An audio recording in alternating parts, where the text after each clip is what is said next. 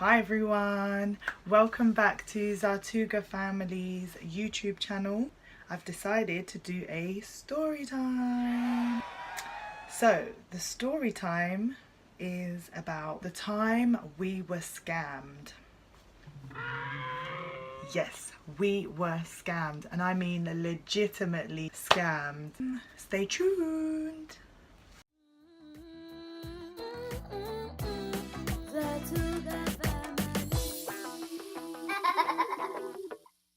What had happened?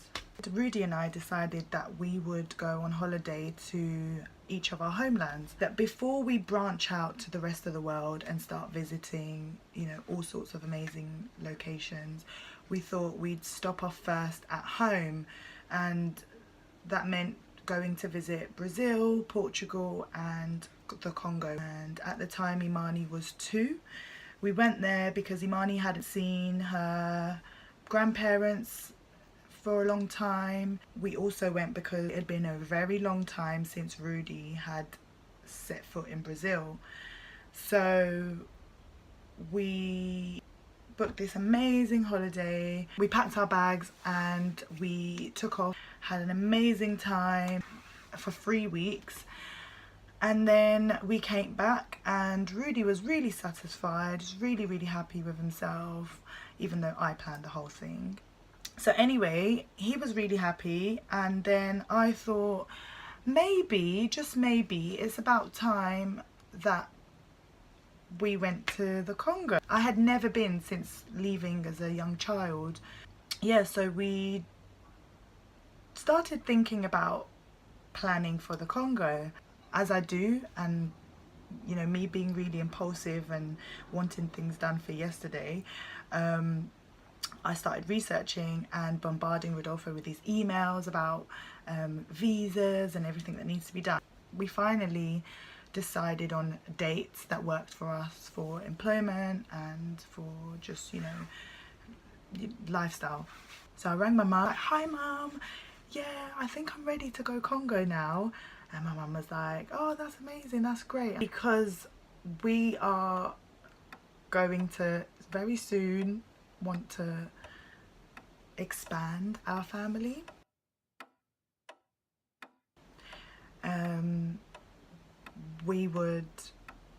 It's probably best that we go to Congo before I start popping out more kids.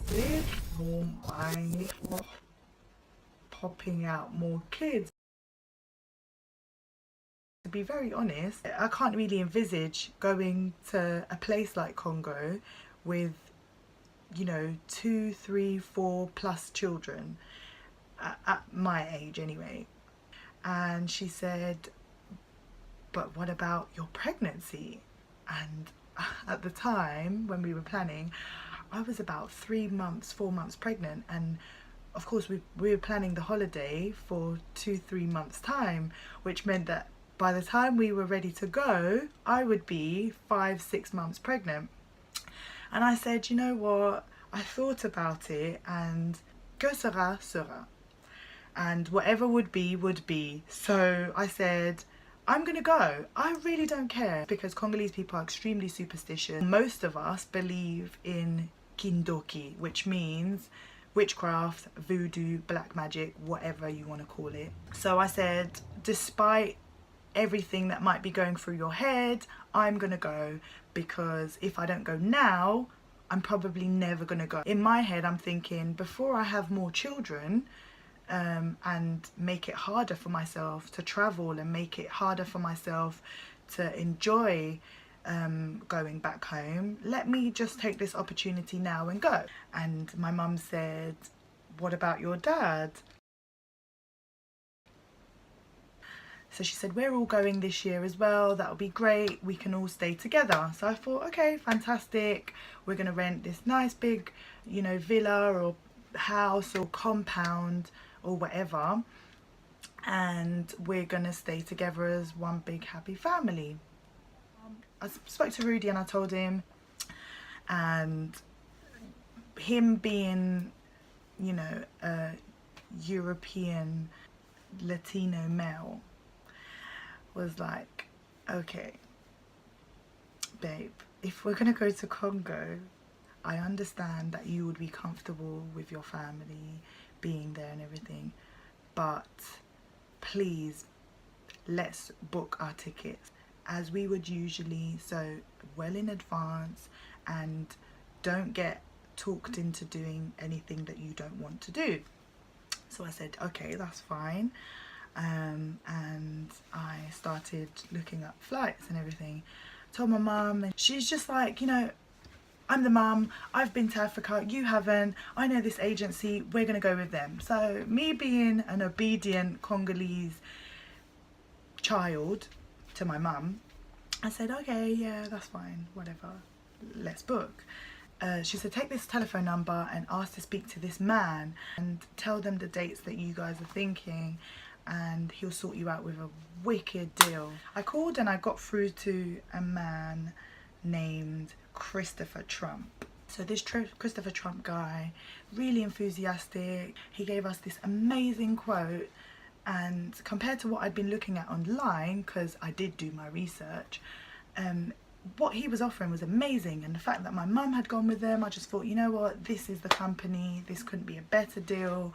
I'm pregnant, we're probably going to need to start saving up, so let's just go with them. Went back to Rudy. Rudy said, have you checked their website? And I hadn't. Went on the website and I saw thousands of red flags. Honestly, when I say that the level of English that was on that website, I'm sorry, I'm really anal about things like this. I tend to count the amount of spaces between each word. So anyway, hundreds of spaces, spelling errors, phrases sound like they've been translated from another language. For example, we can take you to the most wonderful places of your fantasies and your dreams. Book with us and you will never be discontented. I kept my mouth shut because I thought, my mum knows best, she's been with them, whatever. It's probably just, you know, a small and upcoming new company, and their editors or their writers, they're just basic, which is fine, which is okay because it happens. Anyway, we have this package. I've checked out the website. I called Christopher back. He picked up the phone, extremely enthusiastic. How are you? How's it going? Have you made your mind up? You know, just really warm and friendly.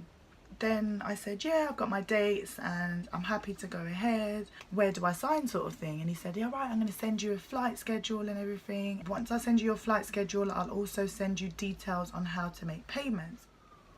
And then I told my colleagues, I told work, and I was just really, really excited. And we started looking at getting visas. That was an experience in itself. If you have ever been to the Congolese embassy, you know exactly what I'm talking about, especially for the summer holidays. So got the visas. I looked at the schedule that this agent has sent me was in an email, and it looked like this. It looked like a screenshot, really dodgy all over that email. At the bottom of it, when I scroll down, I'm looking down, scrolling down, and I'm searching for the company registration number, for an address, etc., so I can check them out. Nothing. So I called Chris and I said, look, I'm ready to pay and everything. I don't see your company registration number, and I don't see if you are ABTA protected. ATOL, is it, or ABTA, whatever. I don't know, correct me if I'm wrong, but ABTA is like, it's like an accreditation. It just tells you that the company is legit. Anyway, I'd like to make my payment. Madam, actually, we can't take card payments because our machines are down. Red flag. Okay, so how do I make the payment? I'm going to send you an email with the details of an account that you should transfer the funds to. Got on the phone, called Rudy. Babe, what is this? This company sounds so dodge. I don't know what your opinion is on this. They've just told me their card machine isn't working, so I've got to make an online transfer. He says, babe, whatever you do, don't do it because you don't have protection. Section 75 of the Credit Consumer Act only covers you if you make card payments. If anything is wrong with this company, we won't get this money back. Okay, no problem, babe, but you know that my mum's booked with them and my mum's travelled with them many a times. I don't think you should be worrying. Let's just give it a go.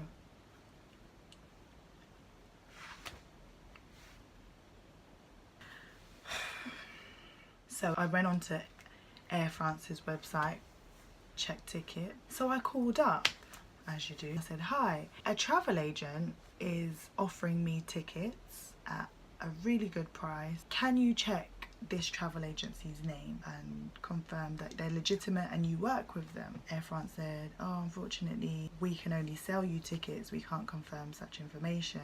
And I said, okay, just one more thing. Is it normal for a travel agency to ask you to make payments via bank account rather than card machine? And the sales agent says, yeah, that, you know, that's fine. Some smaller companies tend to do things like that. So I said, okay, I've got this booking reference number, which this Christopher Trump guy had given me in the email. Can you just verify that this is a legitimate booking? And the guy goes on his system, puts me on hold, and he's like, on his computer, whatever. Comes back on the phone. Yeah, your booking is on our system. So I said, thank you very much for your help, goodbye. And I went back to Rudy and I said, look, we've got the booking reference number, everything's legitimate, I'm going to make the payment. So I called back this Christopher guy. I said, yep, send me the account number and everything, and I'm going to make the payment. So he sends me an email in a different font, in a different colour. Okay, so the second payment that I made, he asked me to pay to a different account. But as I was ignoring everything, I just brushed it under the carpet, you know? So all along, this Christopher Trump guy and his company, Global Trips, they'd been answering my calls and everything. And then come to making the final payment, I'm now having to chase them. Bruh.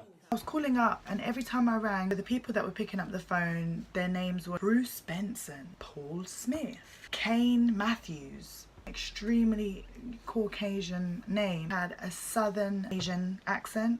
Oh, Christopher Trump's not in the office. Let me put you through to this person who's taken over his cases and he will deal with you.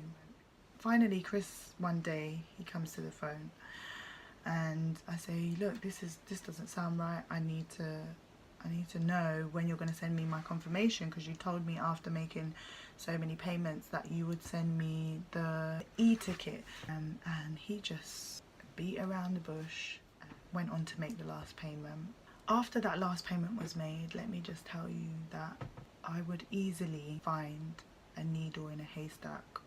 At this point, they would not answer their phones.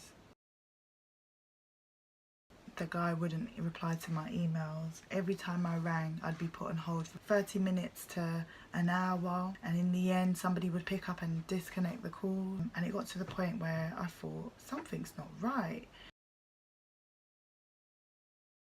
I've made all these payments. These people have been so friendly and so reachable, but all of a sudden, after I've given them all the money that they've needed, they're not answering the phone. So I rang Rudy. Babe, these people aren't answering the phone. Dumbass motherfucker. Bruh. Now it's 2 weeks prior to the travel date. We've got our visas despite everything that it took to get them. Accommodation was now booked and they were not answering their phones. So I got a bit desperate and I googled the name of the company. So I put in Google, Global Trips UK scam. My goodness, why did I not do this before? The amount of results that I got. Stay away from this company. If you never want to see your money again, use them.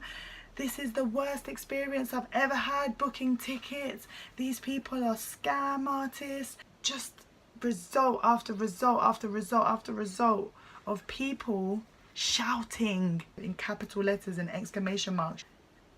And at that point, my heart stopped. I called my mum and I said, Mum, these people are not answering the phone. And funnily enough, my mum went to confirm the number that she'd given me. And she said, oh my God. Bruh. And I said, what? She said, that's not the one that I used. Bruh. I gave you another number, a different company. I said, for real? Are you serious? And she was like, oh my God, I'm so sorry. So I said, Mum, what are we going to do? Like, she's like, oh no, just try calling them, because to be honest with you, my agent is doing the same thing. I said, wait, what do you mean your agent? No, I used another company.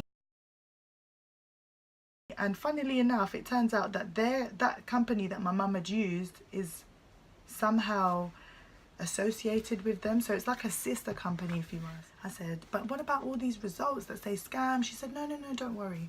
So I said, okay, fine, I haven't been, you've been, let's see.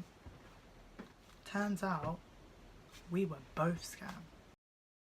In hindsight now, I can tell this story and I can laugh and make a joke here or there, but it was heartbreaking, because think about this, it was my first ever time going back to the Congo. I was so desperate to go. We spent all this money and I'm pregnant. I was devastated. But anyway, I said to Rudy, do you know what? I think this could be a sign that maybe we shouldn't go, because we had so much trouble with the visa and everything. Things aren't going right. Something out there in the universe is stopping us from pursuing this, maybe for a reason. And he said, yeah, it could be, you know, I didn't think about it that way, but we never know. I tried to get in contact with them some more, spoke to a few friends and family about it. Something else clicked in my head and I thought, you know what, I'm gonna still go against all odds. Like, no matter how much we've spent and with all that energy and all that effort to get the visas done, why would we just throw it all away now? And I said to Rudy, actually I've thought about it, and if you and Imi don't want to go, I understand. Like, if you want me to go with Imi, that's more than fine, but I'm gonna have to go because this is actually my last opportunity and I'm not gonna make this effort again. He said, you know what, actually, if you really want to do this, babe, then I support you and will come with you. And I was really happy, and I said, you know, babe, I really appreciate if you could come with me, that would be amazing. But similarly, if you didn't want to come, I'd understand, because I've lost us all this money and it's my fault. And you, even though you told me, I said that I just kept saying the same thing, my mum, my mum, my mum. And he was like, don't worry, this is life, you know, these things are going to happen. So then I called my mum and I said, oh, we're going to go and everything because of these reasons. And then she said, let me suggest this company. And I said, no, please, no way, no more. We're gonna look online. And she's like, yeah, fine, all right. And then we went online. We paid basically near enough twice the amount. We just took it on the chin. I just decided that, you know, I'm gonna forget about it for now. I'm just gonna enjoy myself out there, which is what we did.